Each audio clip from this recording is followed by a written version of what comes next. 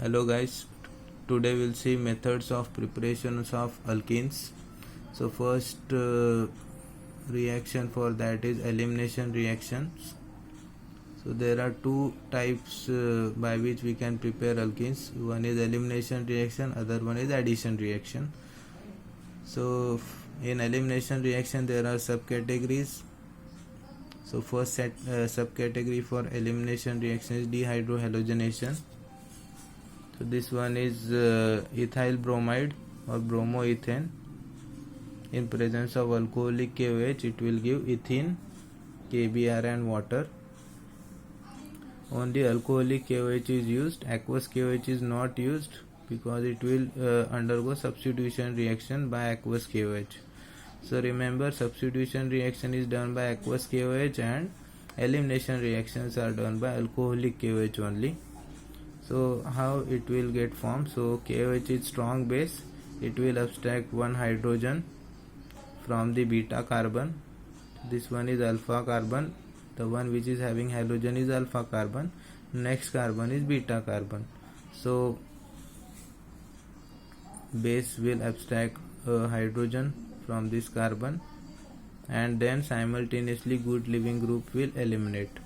So we'll get the product ethene. Here byproduct is this K and Br, so KBr and water, this OH and this hydrogen, and this elimination always takes place in anti fashion. So Br should be anti to the hydrogen.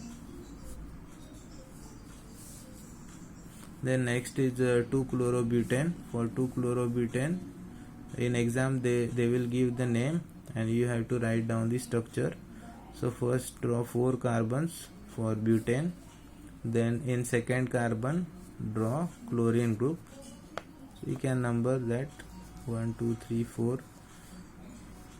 So the one which is attached to halogen is alpha, next one is beta. So beta hydrogen is removed. So there are 2 beta positions. Okay, there are 2 possibilities.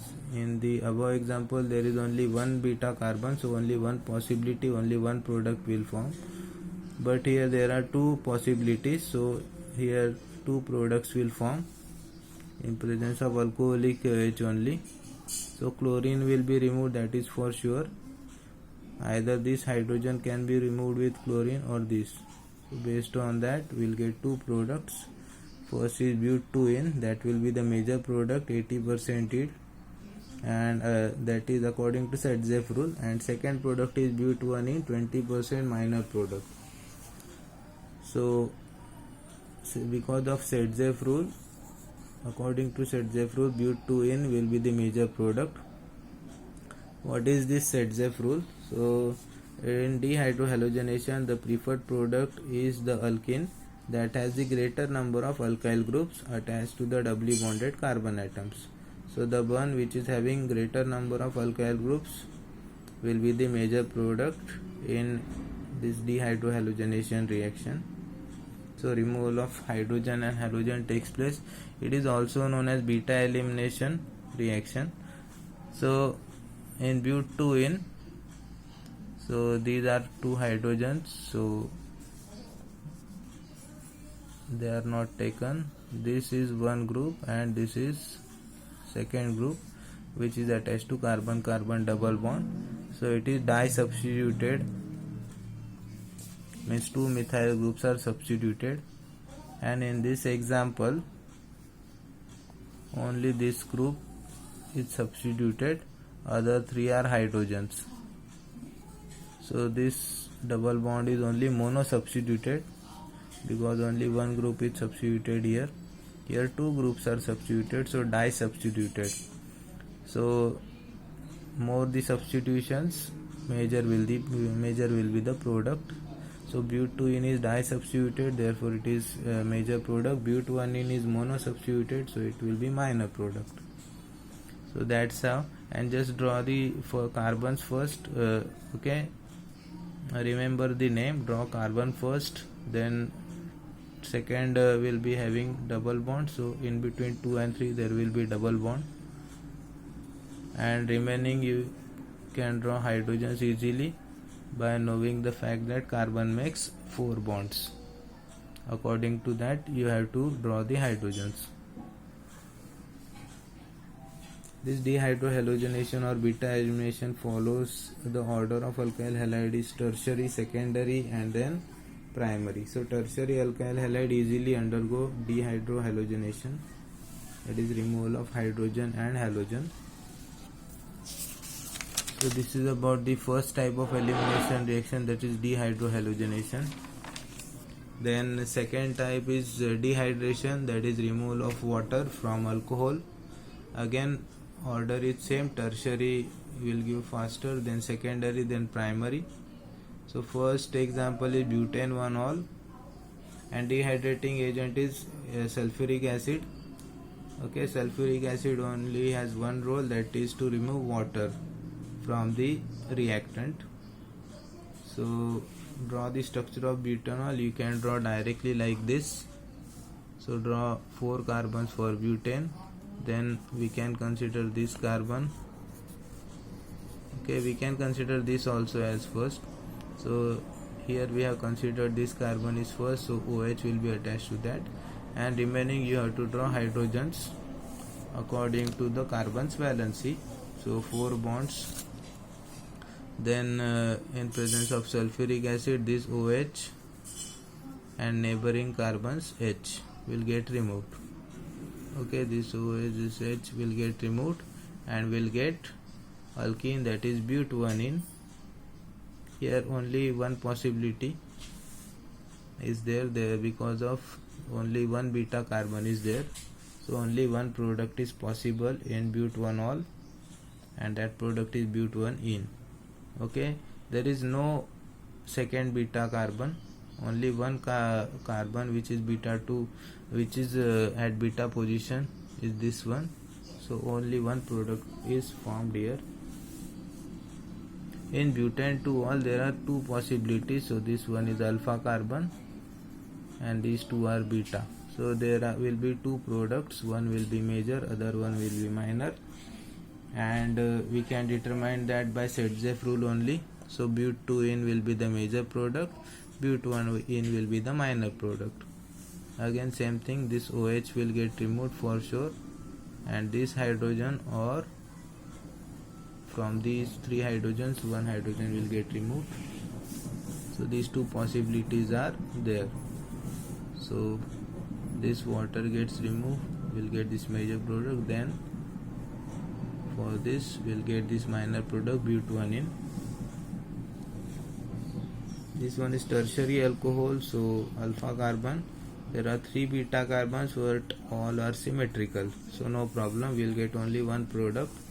For symmetrical thing, we'll get only one product.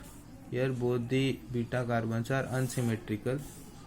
This is having CH3 attached and this is only CH3, so that's the difference. Unsymmetrical alcohol is there, so therefore we'll get 2 products, major and minor. For symmetrical alcohols, only one product is obtained.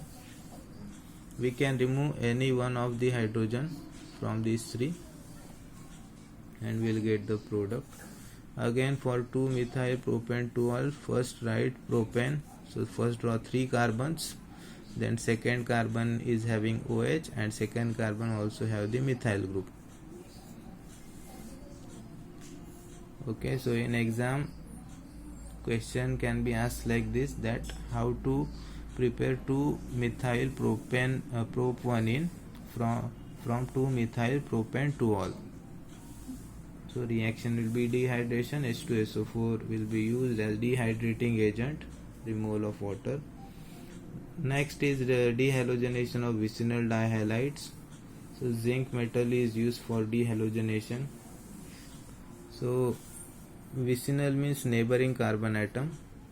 So these 2 carbon atom are neighboring carbon atom, both are having halogens. So both the halogens are removed by adding the metal, that is zinc, and we'll get the product ethene. In case of 1,2-dibromopropane also, first draw 3 carbons, then in first and second carbon draw bromine. So these 2 carbons are vicinal to each other, both the bromine gets removed with zinc and we'll get propene as the product. Okay, only one possibility is there. So this is about elimination reactions. Okay, so we have seen three types of elimination reaction. First is dehalogenation, first is dehydrohalogenation, second is dehydration, and third one is dehalogenation of vicinal dihalides.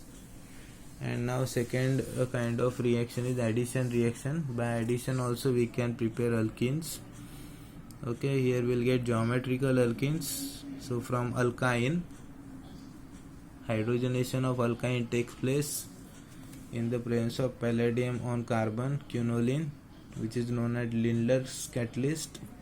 So by Lindlar's catalyst we'll get cis alkene as major product, and if the same alkyne is treated with sodium present in liquid ammonia, we'll get trans alkene. We know what are geometrical isomers, cis and trans. So same group is on same side is cis, so both the R groups are on the same side, so cis alkene. Here both the R groups are on the opposite, so it is trans alkene. So alkyne hydrogenation in the presence of palladium, carbon, quinoline, that is in presence of Lindlar's catalyst, will give cis alkene, and alkyne in the presence of sodium, liquid ammonia, will give trans alkene. So these two are the different products we'll get from different reagents. So that's all for the video. Thank you for watching.